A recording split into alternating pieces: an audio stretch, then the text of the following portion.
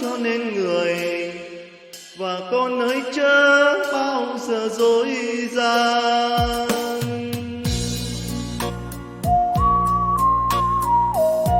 Nghèo khi chó sân rất sao cho ơn, những lời của cha năm xưa con nguyện ghi sâu trong tim.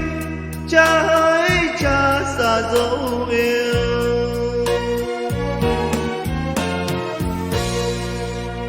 những lời của cha năm xưa con nguyện ghi sâu trong tim. Cha hỡi